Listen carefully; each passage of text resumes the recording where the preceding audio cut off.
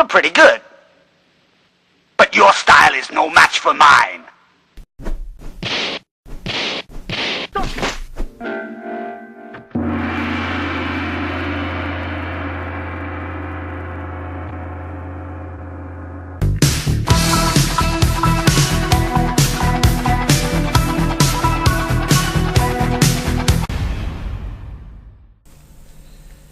Hey, it's me, and welcome to Trump Mafia. As you know, I'm running a classy operation over here, and so I have to rectify my report on the fire in Chappaqua, the Hillary Clinton mansion. I was talking about her burning documents with her immigrant maid because they were scared of a Nunes subpoena coming out, because it really rattles these people when they have somebody that's not controlled opposition or somebody that's paid off. Devin Nunes really is in his super secret A-team doing the things that need to be done, so these people are rattled, they don't know what to expect. But it turns out that maybe this is not what happened, because the fire was in the bedroom, and I now read some reports, and so I have to I have to do a I have to rectify what I was saying before. Now, Huma Abedin was present in the bedroom, and it turns out, according to the police reports, that Huma Abedin was trying out a new vibrator dildo on Hillary Clinton's anus. Now, you understand that Hillary Clinton has organic problems, biological problems, all kinds of diseases, and one of them is that she cannot really control her bowel movements very well, but also she tends to produce a lot of H2S gas, hydrogen sulfide. Now, this is known to be smelling like rotten eggs, and it's highly flammable. Now, I'm thinking that perhaps Hillary Clinton was being dildoed by Huma Abedin, and the dildo, I don't know, maybe was made in Vietnam or in Bangladesh, and some sparks flew off, and it ignited the hydrogen sulfide. Or maybe Hillary Clinton, she's very flatulent, maybe she was passing gas, if you will, and it coincided with the spark of the dildo.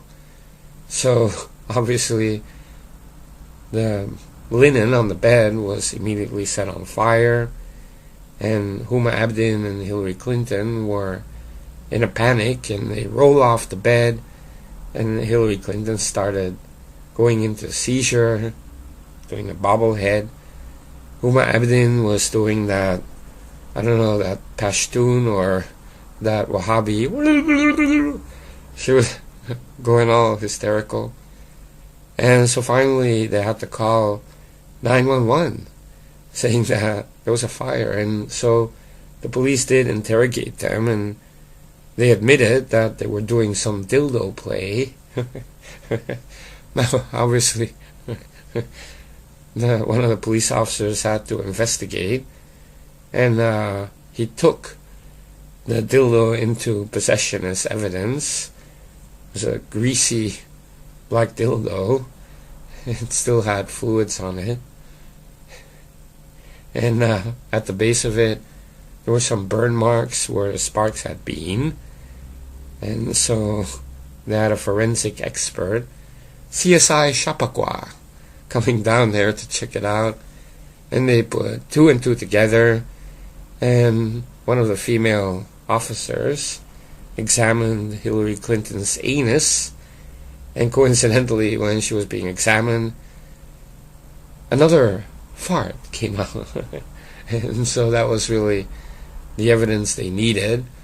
So yes, it is true that Hillary Clinton has moved to steel diapers. In the past I also said she was wearing the pants, but no, I mean, she has something metallic in her pants. that she couldn't go through a metal detector, and many people thought about a catheter that's held in place by some clamps, or she had a robo-leg. But I now think because she's so flatulent and she's expelling H2S gas, highly flammable, if you just wear the pants, you would be setting your Pampers on fire the whole time. And it's dangerous, right? It's like you fart and then you can almost die, you set yourself on fire, which would be great, but of course that's not what Hillary wants. So specialized steel diapers were designed by one of those liberal nutcases at MIT, and it's a special carbonized steel that can withstand the spontaneous combustion of H2S gas. And so Hillary Clinton goes around with steel diapers. I guess it doubles as a kind of chastity belt. Not that anybody wants to rape Hillary Clinton. You have to be insane, right? But, I'm always making fun of some of these people, the swamp rats, right, or the criminals like Hillary Clinton. But a lot of people have problems with some of the body fluids and flatulence and whatever it may be, like Steve Bannon. He's very much in the news today. I mean, he has all these pimples on his back and on his face, and if he smiles too much, then some of these pimples burst and pus comes out. Or if he's doing some bodybuilding Hulk moves to show off his flat muscles, then the pimples on his back will burst and he's got like a wet back. It's a wet back of pus. Imagine that. It's like a water slide for little kitties on Steve Bannon's pus back. And you have Trey Gowdy with his greasy face. People always wonder, what is that? And maybe he just exudes sweat. Maybe it's something else. Maybe it's some kind of a lotion. Maybe it's cum, right? You just never know with some of these people in Congress. And I always imagine, what if it's flammable? I would run up to Trey Gowdy when he's giving one of his amazing yogurt gargling speeches and flick like a lighter near his face and see if it lights up. He'd be like a skinny mongoloid version of the Ghost Rider with the flaming pin-headed skull. And he'd be trying to finish his stupid speech. Talk about a fiery speech. Trey Gowdy delivers another fiery speech. Literally this time. And they show a clip with Trey Gowdy's head on fire. And you would put it out, and it's like blackface, right? With the wide-eyed ping-pong squid eyes, and the rest of him, it's like charcoal. Yeah, too bad. But these, they always say Trump really smells great. I've always read that women who met Trump in Rio, he smells like terrific. He smells like a billionaire. Like, this guy really, I don't know what he has. Maybe, he can get the best types of body care in the world, and I don't know, he's bathing in liquid gold or something.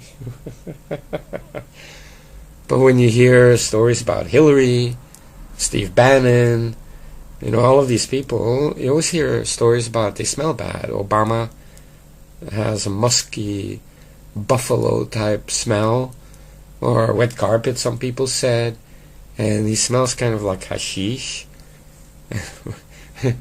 And who knows what this guy puts in his body. And he's famous for always burping, farting. I mean, this guy was raised in a hut. Okay, in Hawaii or in Kenya, it doesn't matter. He was raised in a hut. Or was it Indonesia?